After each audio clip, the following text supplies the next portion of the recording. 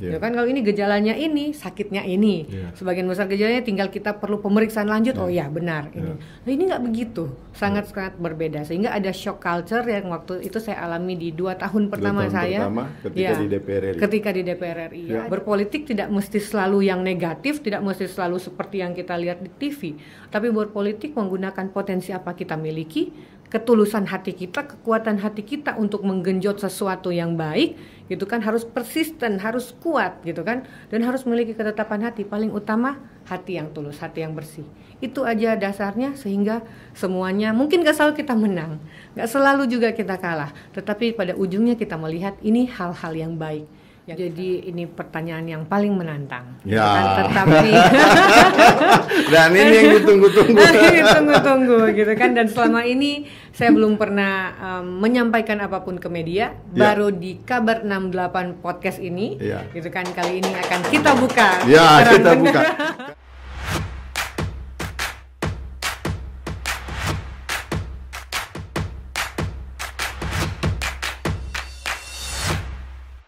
Bismillahirrahmanirrahim. Pemirsa di mana saja kalian berada, Assalamualaikum warahmatullahi wabarakatuh. Jumpa lagi dengan podcast Kabar 68, kabar untuk semua. Kali ini tamu kita sangat istimewa, seorang kepala daerah termuda yang ada di Provinsi Sulawesi Tengah. Beliau adalah tenaga kesehatan, kemudian politisi, dan sekarang menduduki tampuk kepemimpinan di Kabupaten Poso. Kita sapa Dr. Verna Ingkiriwang. Selamat siang dan selamat datang di podcast Kabar 68, Ibu Bupati Poso. Ya, Assalamualaikum, selamat siang, Pak.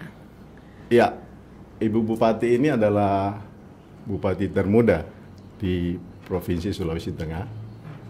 Sampai hari ini umur beliau 39, 6 bulan.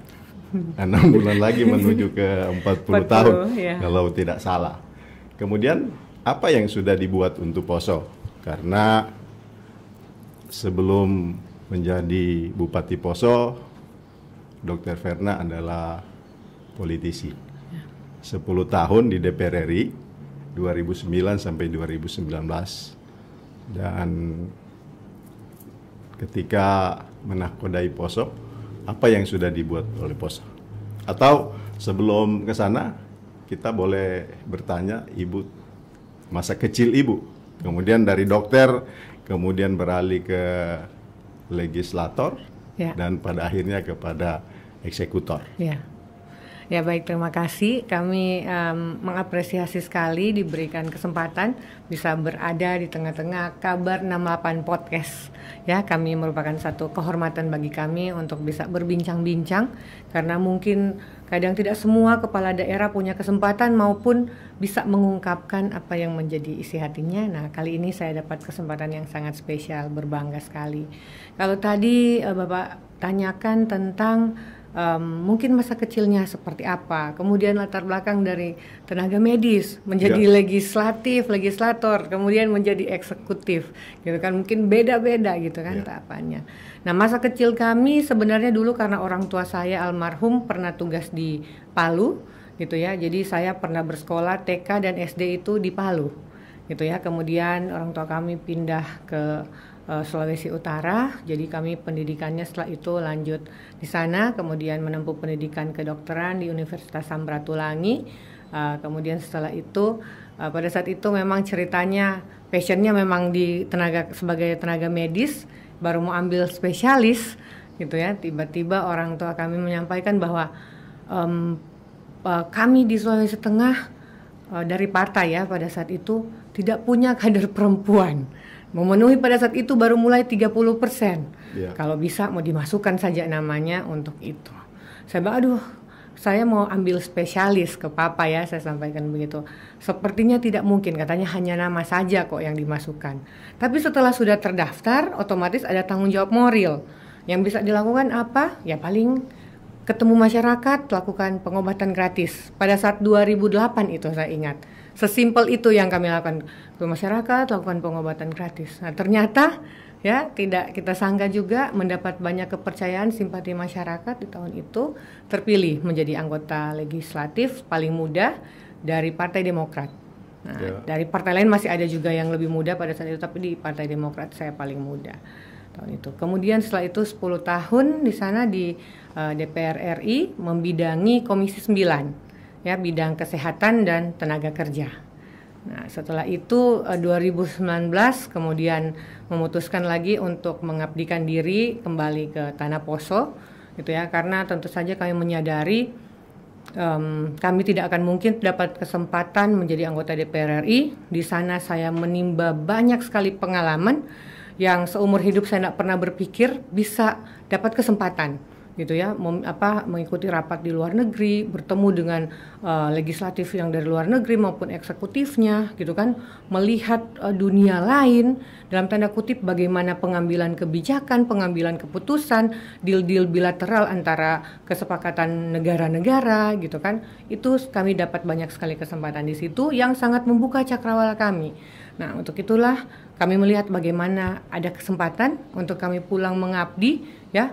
Kalau tanpa masyarakat Poso, dalam tanda kutip waktu dulu kami pemilihan DPR RI paling besar suara kami itu dari Kabupaten Poso, ya, setengahnya dari Kabupaten Poso, sehingga tentu saja ada kewajiban moral, ada keterpanggilan dan banyak diminta oleh masyarakat.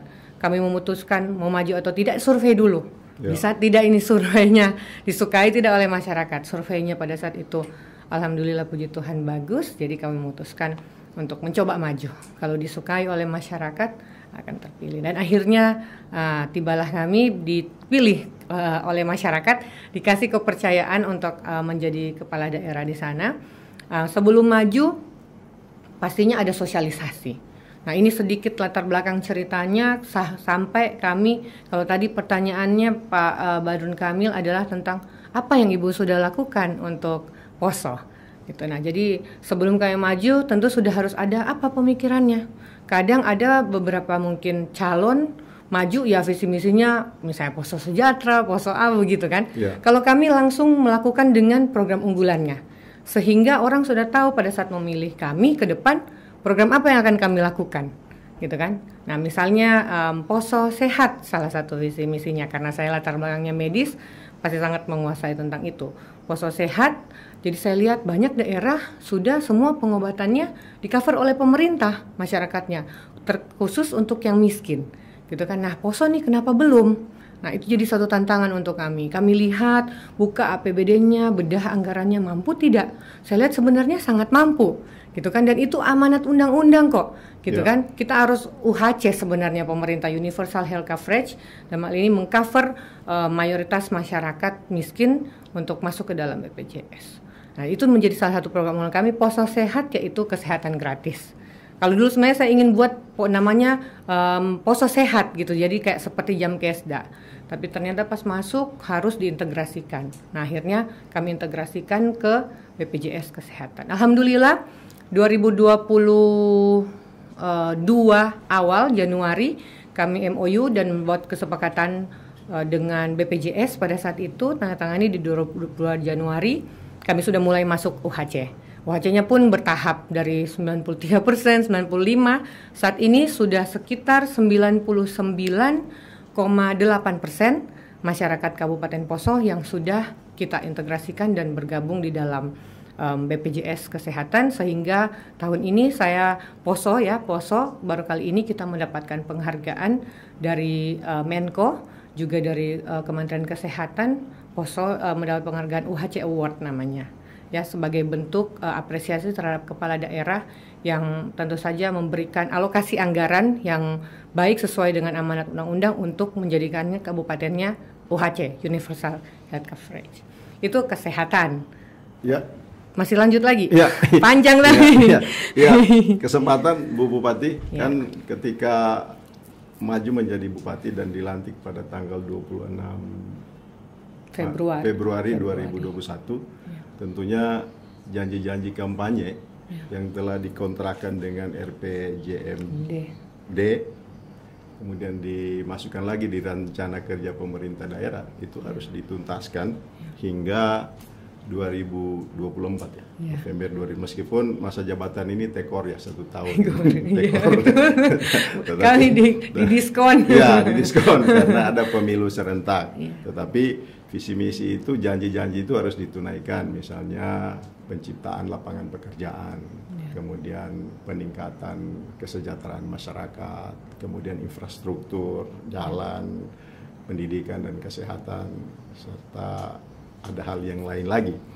Kebetulan bertepatan dengan visi misi tadi kan, RPJM Rencana Pembangunan Jangka Menengah Daerah itu tahun keempat dari 2005 ke 2015, dan ini adalah yang keempat. Misalnya Poso Makmur, Poso Mandiri, kemudian Maju dan Makmur. Ya. Kemudian bagaimana masyarakatnya tidak melek IT, kemudian bagaimana pesisir pantai yang harus dikelola dengan objek wisatanya, dan lahan, tidak adanya peralihan fungsi lahan dari pertanian ke hal-hal lain.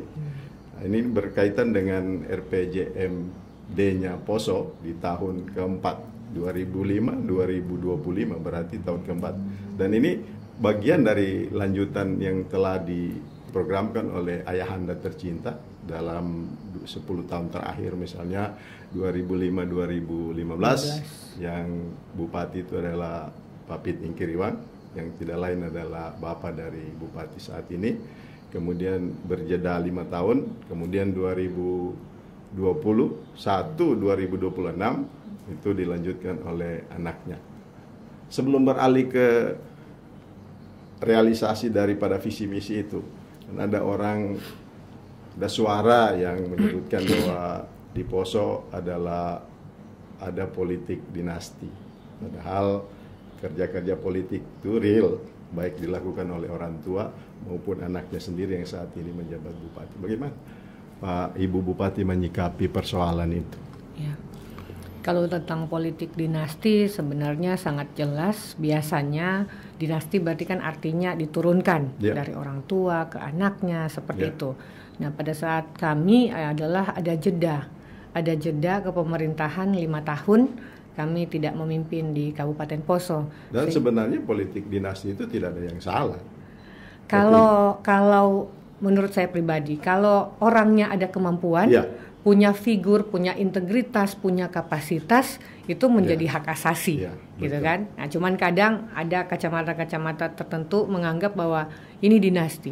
Nah, banyak juga contoh sebaliknya. Kita lihat teman-teman saya di Jawa, gitu kan, kepala daerah, misalnya gubernur, majukan anaknya, majukan istrinya, majukan suaminya. Ini nyata, ceritanya tidak jadi, gitu. Kenapa? Karena ya berarti orang tersebut yang ingin dimajukan mungkin tidak memiliki kemampuan, kapasitas atau figur seperti si kepala daerah yang sedang memimpin pada saat itu. Jadi sangat tergantung dari tentu saja yang dimajukan ini, walaupun keluarga punya kapasitas dan integritas, tidak serta bisa dicintai oleh masyarakat atau tidak. Jadi tidak serta-merta kepala daerah majuin ininya, kalau dia nggak bagus, dia tidak sayang rakyat, saya yakin masyarakat juga sudah pintar, dia nggak akan pilih. Gitu. Ya, kemudian Ibu Bupati ini kan runner up Putri Indonesia 2007. Miss Indonesia. Ya, runner up Miss Indonesia 2007, yang tentunya paham benar bagaimana memajukan sektor pariwisata di suatu daerah. Sementara Poso kan sebelum kerusuhan, jadi Danau Poso itu adalah tujuan wisata yang menjadi andalan untuk skop nasional. Bagaimana mewujudkan itu, mengembalikan kejayaan Poso itu lewat pariwisatanya? Karena misalnya dengan tidak mengesampingkan potensi-potensi sumber daya alam yang ada. Saat ini misalnya sudah ada energi Poso, Sulewana, kemudian ada lahan pertanian yang terhampar banyak dan subur, kemudian yang lebih mendominasi sebenarnya potensi wisata yang ada. Karena kita lihat perkembangan Danau Poso itu sangat luar biasa, bagaimana Torau dan sekitarnya itu cukup menjadi magnet untuk menarik orang luar masuk ke Poso. Apa yang sudah dilakukan oleh pemerintah Kabupaten Poso? Memang kalau bicara pariwisata ini jadi satu PR yang bagi saya sangat berat, gitu, karena kita punya potensi, satu sisi kita punya potensi yang luar biasa di situ, dan mungkin berapa puluh tahun yang lalu kalau dibilang Sulawesi Tengah mau wisata Poso. Gitu kan, semua orang cerita begitu ke saya. Nah, bagaimana kita bisa membalikan, sedangkan daerah sekitar kita juga sekarang mulai bertumbuh wisatanya.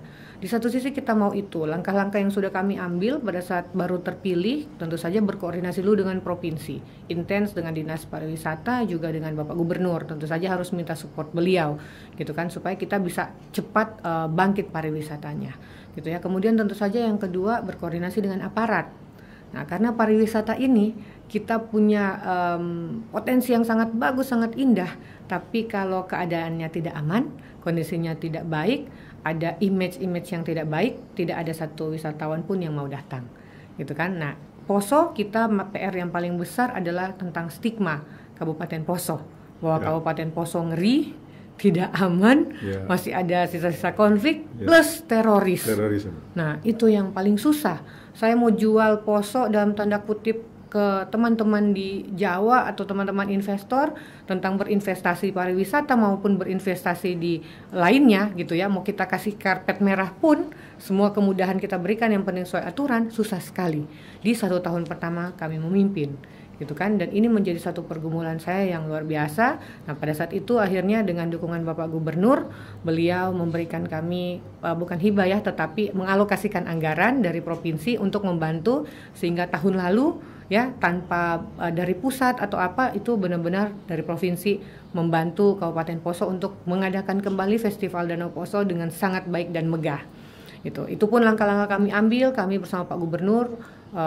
Saya satu kali dengan Pak Gubernur ketemu Menteri langsung, Sandiaga Uno. Kemudian yang kedua kali saya dengan Pak Wakil Gubernur ketemu beliau juga, untuk kita tentu saja menyampaikan bahwa kita punya niat baik, kita mau ini Poso berubah, tapi kita perlu support dari kementerian juga, gitu kan. Saya sampai ke Bappenas juga, untuk apa? Ke Bappenas minta bahwa Bappenas pada saat rapat dengan secara besar di kementerian menyampaikan bahwa kita Poso punya red light.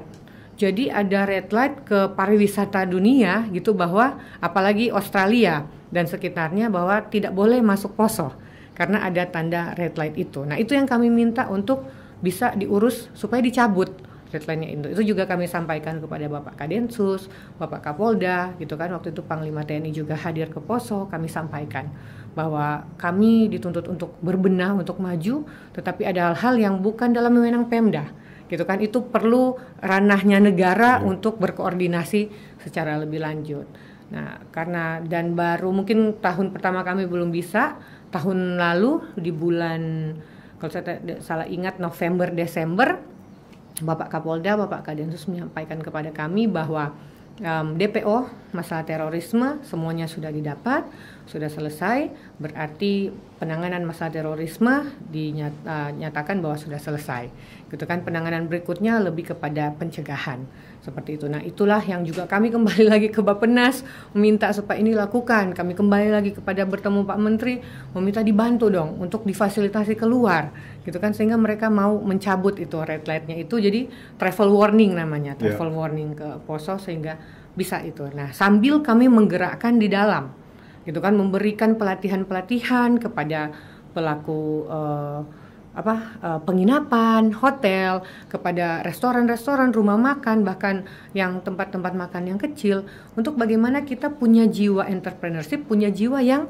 menerima tamu dengan baik, gitu kan. Karena kita tahu ada daerah yang dulu sangat terkenal, tapi pada saat orang ke sana dijawabnya mau nawar atau mau apa, dijawabnya ketus. Nah, kita tidak mau Poso begitu. Kita harus ramah dan lain sebagainya. Itu perlu kita ingatkan terus dan kita latih. Hospitality-nya dan lain sebagainya, itu jiwanya itu harus terus kita ingatkan kepada seluruh pelaku pariwisata kita di Poso. Tahun lalu sebelum FDP itu kami beri anggaran khusus sehingga itu bisa dilakukan, termasuk menyiapkan penginapan dan homestay.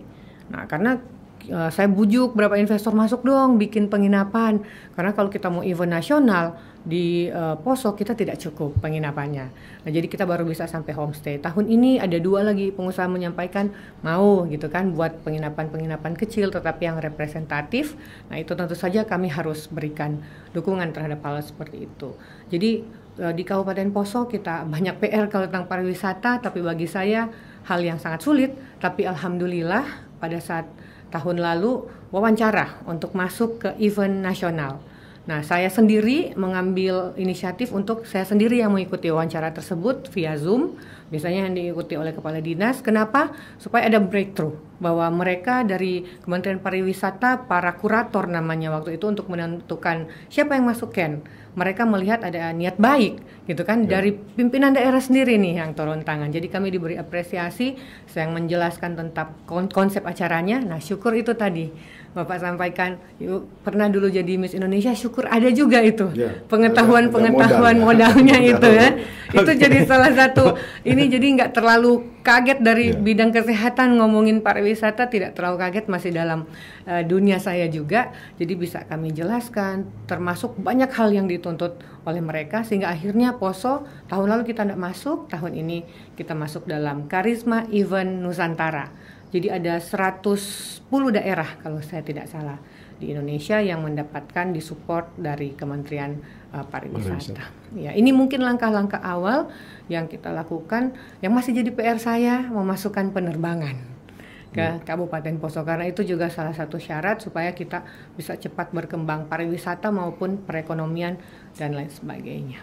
Ya, pemirsa, diskusi ini akan semakin menarik. Jangan kemana-mana, tonton terus podcast Kabar 68, kabar untuk semua. Jangan lupa like, subscribe, dan bunyikan lonceng agar channel Anda terus terupdate dengan konten-konten terbaru kami. Ibu Bupati, 10 tahun menjadi legislator, berarti punya pengalaman banyak, terutama menyuarakan aspirasi masyarakat yang dari kunjungan-kunjungan keliling Indonesia kan banyak aspirasi yang didapatkan, kemudian disuarakan. Tetapi ketika berperan sebagai legislator kan tidak semua yang disuarakan itu dieksekusi, karena kita hanya batas menyuarakan. Sekarang Ibu menjadi eksekutor, menjadi eksekutor di sebuah kabupaten yang dari dulu punya bahaya laten tentang kerusuhan, yang punya stigma, meskipun saat ini mulai tereliminir. Kemudian punya tantangan berat bahwa daerah miskin di sana masih cukup besar, 15,526%. Dari 256 penduduk, ada sekitar 40.000 penduduk yang miskin, yang butuh kerja keras. Tetapi dengan visi misi yang Ibu canangkan ketika itu diimplementasikan dengan baik, saya yakin masyarakat yang dulu berpendapatan 470.000 per bulan bisa naik. Berarti dia naik ke tingkat dari miskin ke prasejahtera. Ya. Apa yang sudah dilakukan misalnya dari RKPD, Rencana Kerja Pemerintah Daerah, sesuai dengan visi misi, ditambah dengan Rencana Kerja Pembangunan Menengah yang 20 tahun terakhir sudah dicanangkan. Ada program andalan misalnya Bunga Desa dengan 7 pilar. Iya. Kalau berarti penanganan kemiskinan lebih ke situ. Sebenarnya lebih kepada keseluruhan adalah ada 7 pilar tadi yang Bapak sampaikan. Salah satu menjadi visi misi kami ya, dengan 7 pilar dan 7 program unggulan. Tadi salah satunya Poso Sehat, kemudian ada Poso Pintar, ada Poso Sejahtera, ada Poso Pakaroso, Poso Harmoni, Poso Bersinar dan Terdepan, Poso Harmoni dan Tangguh. Itu kan, itu 7 pilarnya dengan masing-masing punya program unggulan di dalamnya, sehingga masyarakat bisa langsung cek ini program ini jalan atau tidak. Jadi nggak sekedar slogan gitu kan, tetapi sudah ada program-program unggulan di dalamnya yang langsung kita turunkan ke masyarakat. Dan itu tentu saja memakan anggaran yang cukup besar gitu. Tetapi kalau saya dulu berprinsip pada saat saya menyusun itu, kalau saya jadi bupati nggak boleh pelit sama masyarakat, sama rakyat gitu ya. Sehingga mungkin kalau dulu banyak ke infrastruktur atau banyak ke mana, nah ini kali ini kita bikin program persemakmuran lah kira-kira, program yang langsung menyentuh ke masyarakat. Ya, puluhan miliar itu program itu yang sudah kami susun. Sampelnya kira-kira seperti apa? Apanya? Contohnya misalnya program yang langsung menyentuh ke masyarakat. Misalnya kalau tadi kan kami membayarkan BPJS-nya masyarakat yang tidak mampu. Kemudian yang kedua misalnya komite gratis Kenapa saya tidak bisa sebut langsung pendidikan gratis? Banyak yang bilang pendidikan gratis, tapi ternyata orang banyak berpikir pendidikan gratis berarti bukunya dikasih gratis, seragamnya gratis, sepatu kaos kakinya, tasnya gratis. Nah, sedangkan pasti anggaran tidak cukup. Jadi saya menyebutnya komite gratis. Kenapa dia komite gratis? Karena di Poso kemarin sempat terjadi beberapa masalah hukum, ya, malah sampai gurunya jadi tersangka bahkan dihukum, gitu kan, karena masalah uang komite. Nah, uang komite ini dijadikan prasyarat. Kalau harus 1 bulan sekian. Kalau tidak bayar uang komite, anak tidak bisa ikut ujian, anak tidak bisa ambil raport, tidak bisa ambil ijazah, gitu kan? Sehingga tidak ada hak asasi anak-anak kita untuk belajar dihambat hanya demi uang komite. Dan itu banyak sekali saya dapatkan. Sampai ada anak yang karena dia malu sudah 2 kali berturut-turut diumumkan di sekolah, orang tua tidak bayar uang komite 3 bulan. Tidak bisa ikut ujian, diumumkan di kelas, gitu kan, bahkan di depan sekolah saat apel. Nah, itu akhirnya anaknya bilang, kalau begini mama papa tidak bayar, saya pulang, saya tidak mau sekolah. Mulai dari situ tidak mau sekolah. Orang tuanya pada saat itu sebelum jadi bupati datang mengeluh. Saya menangis-nangis, bagaimana?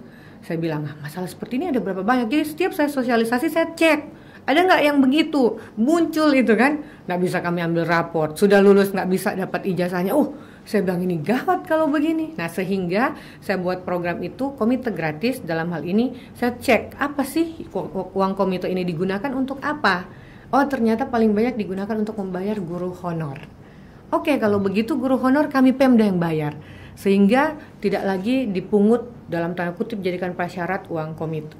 Boleh sesuai aturan kami pelajari. Kenapa uang komite ini memakan korban guru bahkan kepala sekolah dijadikan tersangka? Karena tidak sesuai aturan. Jadi itu juga harus kami lakukan untuk melindungi guru-guru kita. Jadi kita bayarkan uang para honorer dari pemerintah daerah, kita gelontorkan miliaran rupiah untuk itu. Kemudian sekolah saya sampaikan bahwa boleh minta sumbangan sesuai dengan aturan, sumbangannya sukarela. Sifatnya tidak boleh diprasyaratkan begitu, tidak boleh dipatok, semua harus bersifat sukarela. Nah, itu salah satunya. Kemudian yang langsung juga masyarakat ada santunan duka. Nah, santunan duka baru kali ini juga diberlakukan di Poso, ya. Jadi kami berikan kepada keluarga-keluarga yang miskin atau tidak mampu, atau ada memang kalau merasa ingin mengapply itu, mengambil itu juga bisa siapapun. Ya, jadi kita buat peraturan bupatinya, tetapi tentu saja semua konsultasi dengan aparat dan para pemeriksa sehingga tidak ada kesalahan di situ. Alhamdulillah sudah jalan 2 tahun program ini, dan kami melihat ini bisa sangat membantu masyarakat di saat fase terendah dalam kehidupannya. Setidaknya kita tidak takut bahwa tidak bisa dimakamkan.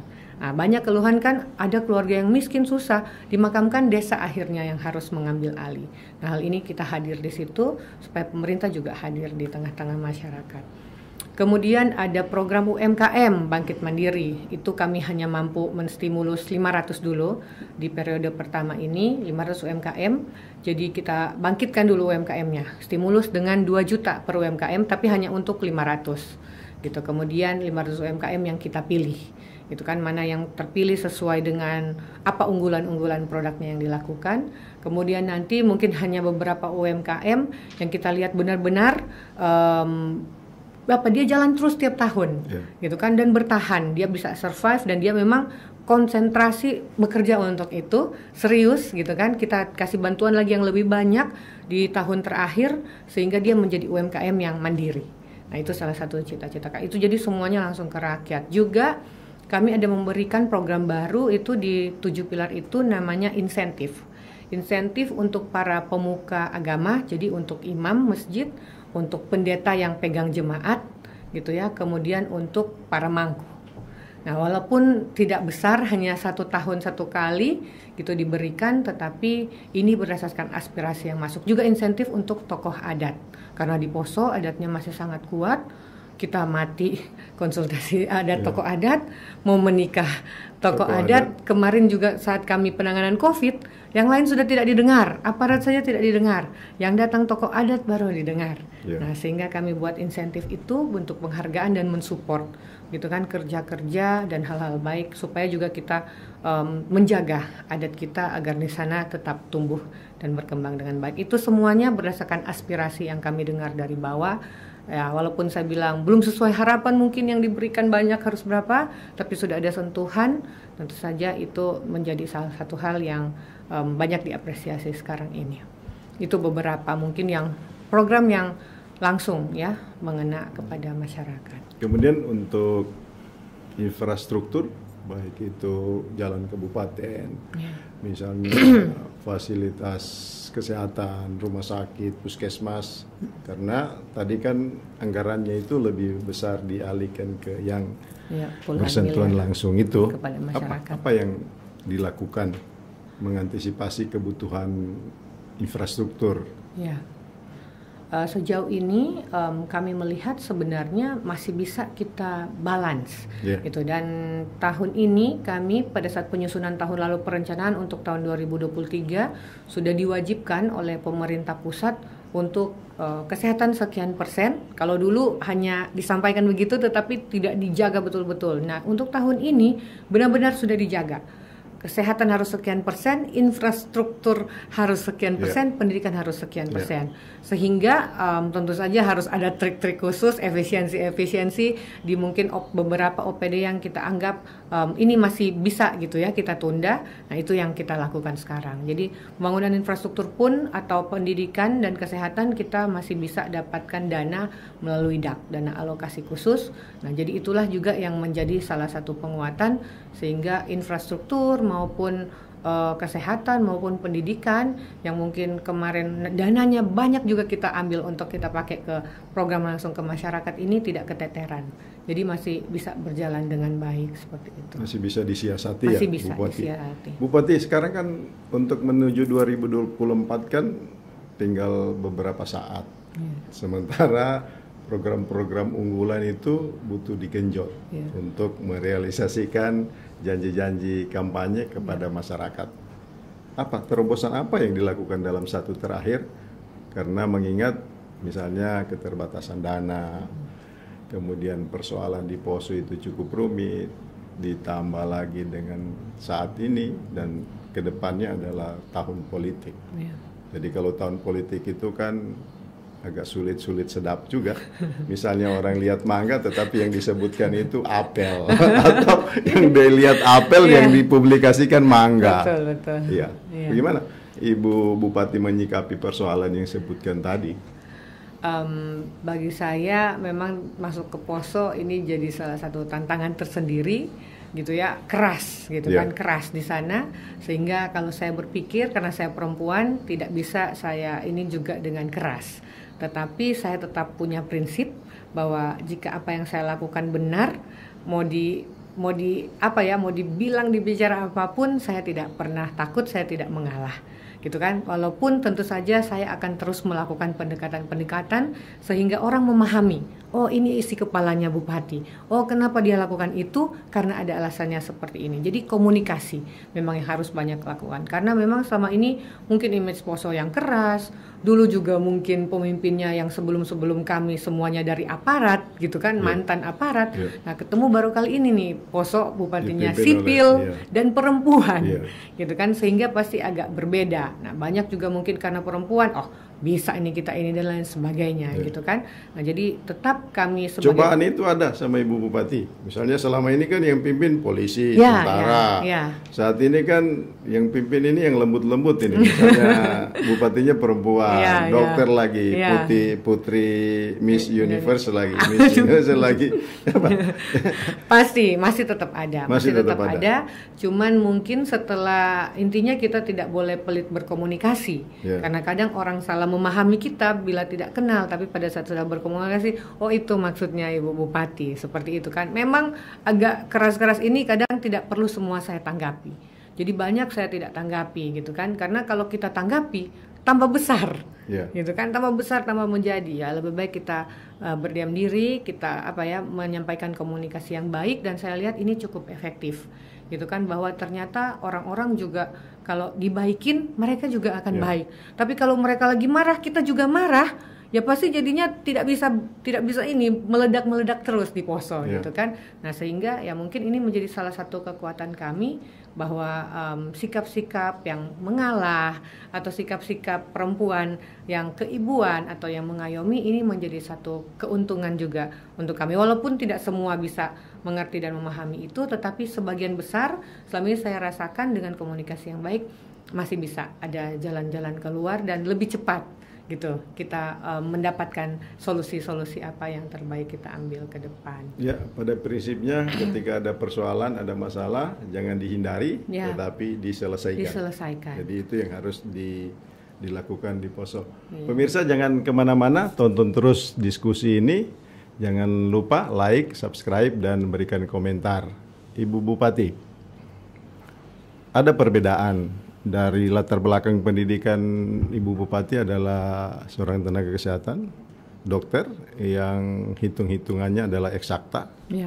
Kemudian ketika beralih ke dunia politik, 1 tambah 1 itu kadang jadi 7, kadang jadi minus, kadang jadi minus 1, kadang zero atau tidak. Gimana menyikapi itu dan bagaimana membawa diri dari latar belakang pendidikan dokter, kemudian mengikuti irama politik. Waktu 2 tahun pertama saya dulu di DPR RI kaget. Waduh, ini politik begini. Apalagi langsung politik di tingkat nasional gitu kan. Wah, dibilang di depan begini kok di belakang dibuatnya berbeda. Gitu kan, sehingga tidak sesuai dengan hati, tidak sesuai dengan prinsip dan ilmu yang kami pelajari. Gitu kan, kalau ini gejalanya ini, sakitnya ini. Sebagian besar gejalanya tinggal kita perlu pemeriksaan lanjut. Oh ya, benar ini. Nah, ini nggak begitu. Sangat-sangat berbeda. Sehingga ada shock culture yang waktu itu saya alami di 2 tahun pertama saya. Ketika di DPR RI. Ketika di DPR RI ada keinginan untuk mundur. Wah, ini nggak sesuai hati nurani, ini dan lain sebagainya. Orang tua kami hanya mengingatkan bahwa tidak perlu mengikuti yang menurut hatimu dan prinsipmu tidak sesuai. Gitu kan, yang harus kamu lakukan karena sudah mendapat amanah dari masyarakat adalah mencari manfaat yang terbaik untuk rakyat. Nggak perlu ikut lika-liku politik, gitu kan. Pada saat kita menjadi anggota DPR, tugas kita mengaspirasikan dan memperjuangkan. Jadi fokus aja kepada mencari program apa yang bisa dikasih untuk rakyat. Kalau yang begini-begini itu biasanya keuntungannya ke pribadi, gitu kan. Tapi kalau cari apa yang benar-benar harus diturunkan ke masyarakat. Oke, jadi saya putar lagi pikiran saya.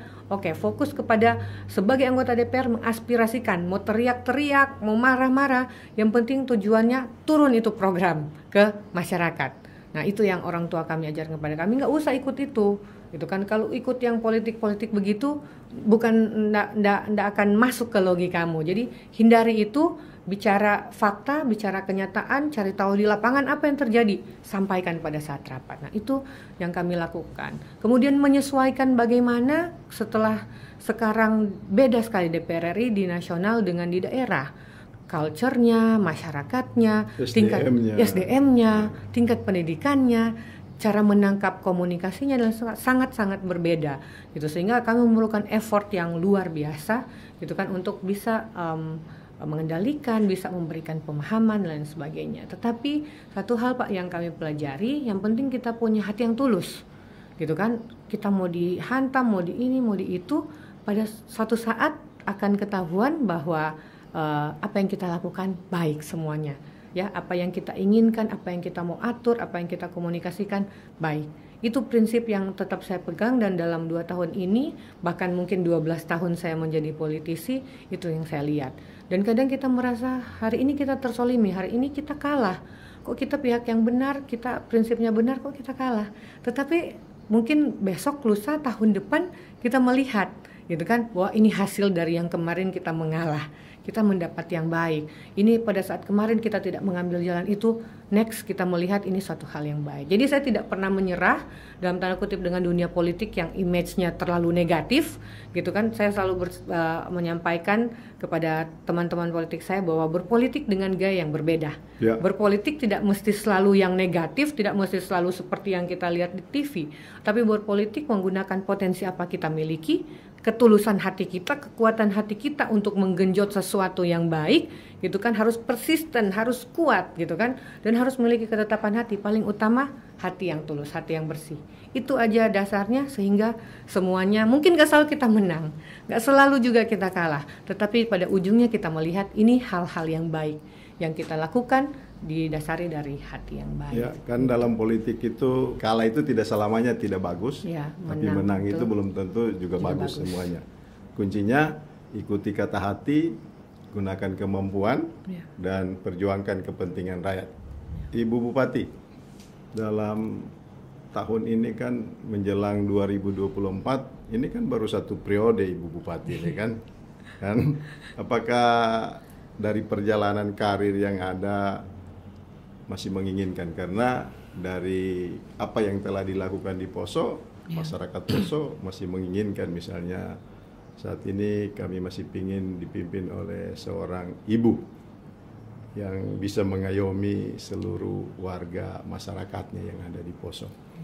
Karena meskipun kita tahu bahwa politik itu berantam di depan layar, tapi minum kopi di belakang layar. Betul. betul itu. Kemudian minum kopi di depan layar, tapi baku lempar piring di belakang. betul itu. Betul ya? Betul Ya. Dan itu yang dirasakan Ibu Bupati, karena misalnya experience yang Ibu Bupati rasakan, misalnya pecah kongsi atau kongsi pecah. Karena misalnya kesepakatan dibangun dari awal yang seharusnya sampai berakhir dengan baik, tetapi dalam perjalanannya misalnya ada ketidakpahaman, padahal dalam aturan misalnya yang ada itu bupati, yang lainnya itu pembantu bupati. Begitu kira-kira. Ya, bisa dijelaskan soal apa yang terjadi di kepemimpinan Ibu Bupati saat ini di tengah banyaknya persoalan, di tengah besarnya tuntutan masyarakat agar janji-janji kampanye itu segera direalisasikan, tetapi isu yang berkembang di luar ada ketidakharmonisan. Jadi ini pertanyaan yang paling menantang. Ya. Tetapi dan ini yang ditunggu-tunggu. Gitu kan. Dan selama ini saya belum pernah menyampaikan apapun ke media. Baru di Kabar 68 podcast ini, gitu kan, kali ini akan kita buka. Kita buka. Karena selama ini dari perjalanan kami mereka tunduk. Selama ini kan Ibu Bupati pilih diam. Diam itu sebenarnya bagus, baik. Tetapi ada satu masalah dan ada saat-saat tertentu diam itu tidak boleh. Betul. Ya? Begitu kira-kira. Betul. Ya, silakan Ibu Bupati dijelaskan. Diberikan waktu yang luas ya. Jadi ternyata dari pengalaman pribadi saya, tidak semua yang kita komitmenkan sejak awal itu bisa terjadi sesuai dengan yang kita harapkan. Kita pun merasa, kalau tentang kasus kami ini yang tadi disampaikan, kami merasa baik-baik saja, ya semua dengan baik, bertemu masih baik, berbicara dengan baik, gitu kan. Tetapi tiba-tiba kayak disambar geledek di siang hari, gitu kan. Pernyataan berpisah seperti itu. Introspeksi dan lain sebagainya, ternyata ada hal-hal yang muncul, gitu kan. Kenapa itu ini? Dan saya pun mengingat, benar, pernah ada tentu saja hal-hal yang di request, gitu kan, yang tentu belum bisa semuanya kami penuhi. Karena pada saat menjadi bupati, yang paling sulit adalah permintaan orang. Semua orang meminta, tidak ada yang memberi, semuanya meminta, gitu kan, sehingga harus sangat bijak. Bagi kami sudah pernah mengakomodir hal-hal itu 2-3 kali, itu berarti sudah niat baik. Tetapi kalau diminta sampai 10 kali dan harus menjadi terus prioritas, tentu tidak demikian, karena harus banyak yang harus kita ayomi dan harus merata dan seimbang, seperti itu. Nah, kalau tentang pecah kongsi ini, ekspektasi setiap orang, setiap manusia pasti berbeda, seperti itu. Nah, tetapi tentu saja kalau saya, apa yang kita janjikan, apa yang kita sampaikan harus kita tepati, walk the talk, gitu kan. Kita harus walk the talk. Apa yang kita sampaikan itu harus kita bikin. Mau kita patah, mau kita susah, mau kita hancur, kita pokoknya harus sekuat tenaga melakukan. Karena itu marwah diri kita, gitu kan. Di situ orang mengukur dan menilai kita. Kita menepati tidak janji-janji kita. Walaupun mungkin tidak ada 100% bisa kita tepati sepenuhnya, tetapi kita pun bisa melakukan itu 60-70%. Itu merupakan suatu hal yang sudah sangat oke, sepertinya sudah sangat baik. Nah, itulah, gitu kan, perjanjian di awal yang sudah dilakukan seperti apa, tetapi kemudian di tengah jalan menjadi berubah harapannya seperti apa. Nah, bagi saya secara pribadi, saya tidak bisa memaksakan. Kalau saya berpegang kepada kesepakatan awal, perjanjian awal, gitu kan. Masih 1 tahun pertama, 1 tahun lebih masih sama, gitu kan. Tiba-tiba 1 tahun lebih itu jadi berubah, Ya tentu itu di luar kemampuan kami. Walaupun kami mencoba untuk berkomunikasi gitu kan, menyampaikan win-win solutionnya seperti apa ya, tetapi mungkin ada pemikiran-pemikiran yang berbeda. Dan sebenarnya bukan terhadap hal-hal yang prinsip. Ya. Sebenarnya mungkin Pak Badun juga sudah pernah mendengar gitu kan, bukan pada hal-hal yang prinsip, tetapi hal-hal yang bagi saya itu tidak prinsip dan sebenarnya tidak patut untuk kita permasalahkan. Tapi sebenarnya menjadi masalah klasik di setiap pemerintahan yang kita pernah dengar pecah kongsi. Saya banyak berbincang-bincang, teman-teman kepala daerah juga sebenarnya kasusnya mirip-mirip, gitu kan. Tetapi kepada ada yang mau bersabar, ada yang tidak mau bersabar dan lain sebagainya. Jadi kalau bagi saya tidak ingin menjelekkan atau apapun, saya prinsipnya hanya kita mengikuti apa yang perjanjian di awal. Pembagian tugasnya seperti apa, kewenangannya seperti apa, itu sudah diatur oleh undang-undang. Tentu bupati adalah bupati, kepala daerah tidak bisa dilampaui, gitu kan, oleh wakil, seperti itu. Nah, jadi itu kita berpegang pada aturan dan itu harusnya semua kita sudah memahami. Saya melakukan yang terbaik, ya, semua kompromi-kompromi kita sudah lakukan. Ya, tetapi kalau memang tidak bisa dapat jalan keluarnya, kami juga sudah coba mencari jalannya masih tidak bisa, ya berarti mungkin ada motif-motif yang lain seperti itu. Kan antara bupati, gubernur dengan wakil, wali kota, itu kan yang ada itu kan pendelegasian tugas, tidak ada pendelegasian otoritas. Sementara bupati, gubernur, wali kota itu dia punya otoritas. Betul. Yang itu tidak bisa didelegasikan kecuali ada sebab-sebab yang prinsip. Betul. Saya rasa begitu, Bu. Betul. Jadi ketika orang misalnya menjadi wakil, di mana saja dia berada, ketika dia tidak paham tentang fungsi dan perannya, jelas akan pecah kongsi. Betul. Karena dari perjalanan se-Indonesia itu banyak sekali kita dengar, banyak sekali. Karena tadi itu, misalnya ada yang minta otoritas itu juga ikut didelegasikan. Padahal yang ada itu tugas saja didelegasi, otoritas itu tidak ada bisa didelegasikan. Ya kadang-kadang kalau kita menjadi partner, ya tidak secara aturan kita mungkin kadang bisa memberikan kekuatan itu, karena kita berpartner gitu kan. Nah tetapi apabila otoritas atau kepercayaan yang diberikan kemudian ternyata menjadi disalahgunakan, tentu saja kami tidak berani lagi memberikan, karena yang akan disalahkan bukan wakil, yang akan disalahkan semuanya kepala daerah, gitu. Sehingga hal itu tersebut pastinya kalau saya dalam kasus kami sudah pernah mengingatkan dan lain sebagainya, gitu kan, pernah membicarakan dan lain sebagainya. Tapi kasus ini bukan kasus lah. Persoalan ini apakah tidak membuat Ibu Bupati kapok untuk terus mengikuti ranah politik hingga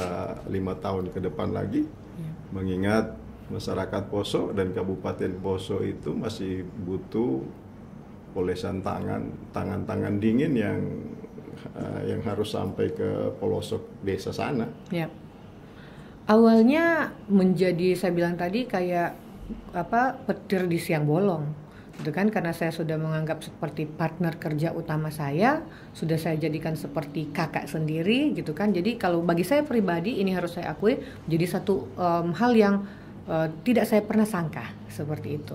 Nah tetapi setelah merenung introspeksi, tentu saya ingat bahwa sebagai seorang perempuan atau kepala daerah sebenarnya saya sudah sangat baik, gitu kan, dan sudah hal-hal yang benar yang saya lakukan, sehingga saya berpikir tidak kapok karena yang saya lakukan sudah baik. Mau dengan berpasangan dengan siapapun, prinsip-prinsip itu akan tetap saya pegang secara teguh, gitu kan.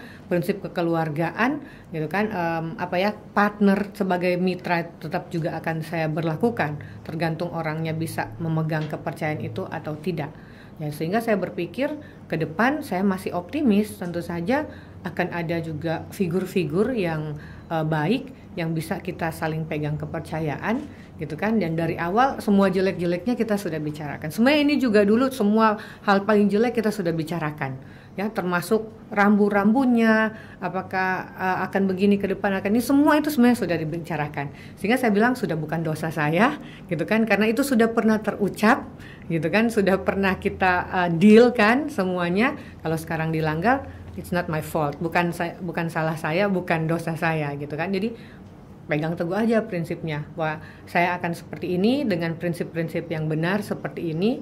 Ke depan saya tetap yakin ada orang juga ya yang akan pasangan, dan kenyataannya memang sekarang jadinya kebanjiran ya, kan yang ingin berpasangan. Jadi bagi saya itu merupakan jadi satu pembuktian dan sebenarnya support moral untuk saya bahwa banyak juga yang menilai kerja-kerja kami, bukan hanya masyarakat, para tokoh, bahkan para politisi juga ikut menilai gitu ya, gestur politik kami, etika politik kami yang kami lakukan sama di tengah masyarakat, termasuk diam kami itu gitu kan. Malah pada saat kami diam, kami semakin ditekan. Tapi bagi saya pada saat seorang pemimpin menggunakan kekuasaannya untuk menjawab itu akan menjadi tidak baik, malah akan diputar-balikan, menzolimi dan lain sebagainya.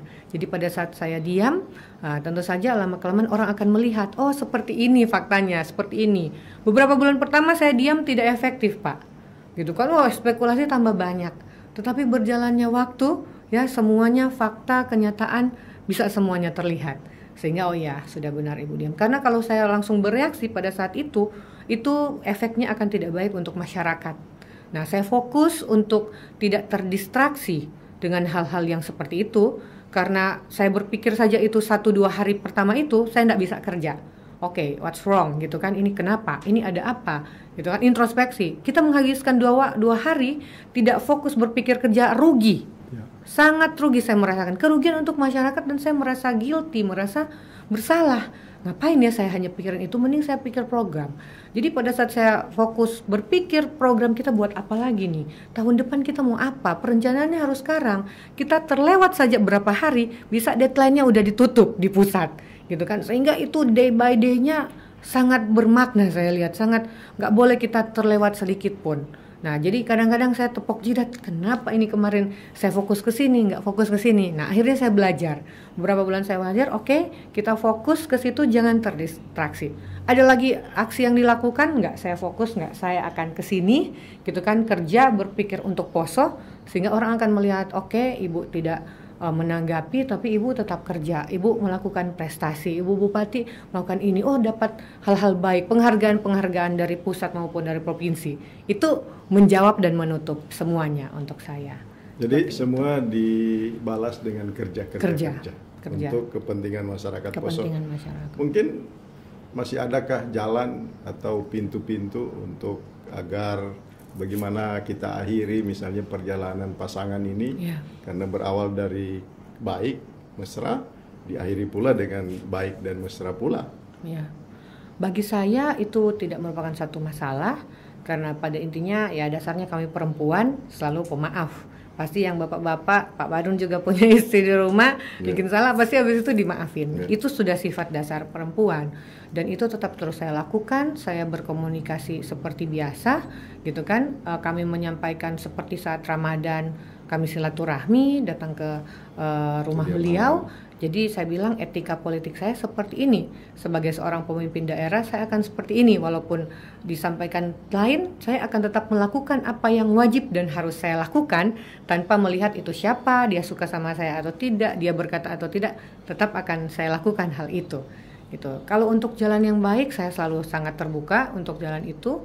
Ya, mau bertemu dalam beberapa undangan yang memang harus melibatkan wakil bupati juga akan selalu kami undang. Kami masih mendelegasikan dalam tugas-tugas juga, memimpin rapat di pemerintah daerah juga masih kami berikan gitu kan ruang, sehingga tidak ada bahwa tidak boleh begini, tidak ada hal seperti itu. Etika dalam pemerintahan harus tetap kita lihatkan kepada para OP dan seluruh ASN seperti itu. Jadi kalau untuk apakah bisa endingnya dengan baik, saya rasa bagi saya dari awal komunikasi tetap saya buka terus.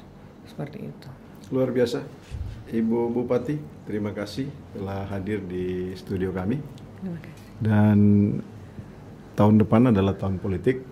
Ada yang hendak disampaikan kepada masyarakat Poso. Kemudian ada 7.650 ASN yang ada di Poso yang harus terus di-upgrade. Dia punya sumber daya manusia agar bisa memberikan pelayanan yang maksimal kepada masyarakat. Dan yang teristimewa kepada masyarakat Poso, apa yang ingin disampaikan dari seorang bupati? Iya, Ya, kepada seluruh masyarakat Kabupaten Poso, tentu saya berharap apalagi menyambut kita masuki tahun politik tahun ini dan tahun 2024, semoga kita semua dalam kondisi yang baik, kondisi yang kondusif. Jika mulai memanas atau ada isu-isu terkait politik, pasti semuanya akan mulai timbul dan itu tidak bisa kita pungkiri dan itu sudah sering terjadi. Mari kita menyikapi dengan hati yang dingin, kepala dan pemikiran yang bijaksana, ya kita tidak terikut dalam arus politik itu. Kita sama-sama saling mendukung, masyarakat mendukung pemerintah, pemerintah mengayomi dan menyayangi masyarakatnya sehingga pembangunan akan bisa berjalan dengan baik. Gitu ya, politik bisa gaduh, politik bisa panas memang karena pada waktunya harus seperti itu yang kita lihat, tetapi kami yakin dengan doa dan dukungan dari seluruh masyarakat Kabupaten Poso, pemerintah daerah akan tetap dan mampu untuk melakukan pembangunan dan baik itu sumber daya manusianya maupun pembangunan sumber daya alamnya sehingga masyarakat Kabupaten Poso ke depan bisa lebih maju dan sejahtera.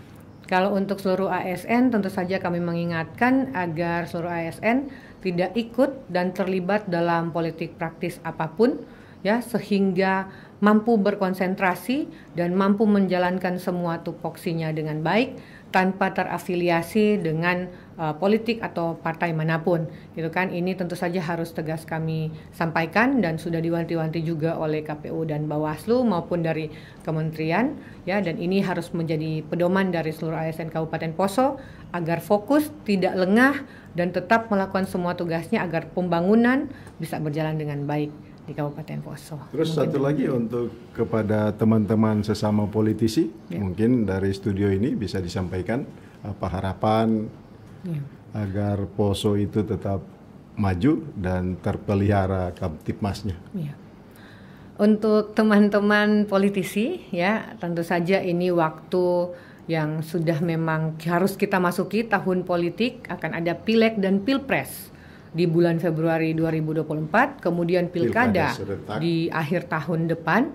Nah, ini sudah mulai bergejolak. Harapan kami tentu saja semua ikhtiar-ikhtiar politik atau apa yang menjadi kerja-kerja politik kita harus tetap kita lakukan dengan baik, tanpa kita menyentuh atau tanpa kita merusak atau tanpa kita mengganggu sendi-sendi kehidupan, sendi-sendi etika dan budaya yang ada di tengah-tengah masyarakat. Gitu kan, sehingga politik kita akan menjadi jalur perjuangan tetapi tanpa kita merusak, gitu ya, tatanan-tatanan yang ada di tengah-tengah masyarakat. Dan kami yakin ya semua politisi yang ada di Poso maupun Sulawesi Tengah, kita semua ke depan akan berjuang dengan baik, dengan bahu-membahu, tentu saja dengan rasa kekeluargaan dan rasa persaudaraan untuk kita nanti mencapai tujuan kita sama ke depan adalah untuk kita membangun Kabupaten Poso, membangun Sulawesi Tengah, membangun Indonesia, bangsa dan negara kita. Saya yakin kita semua akan mampu bergandengan tangan walaupun dengan haluan politik yang berbeda,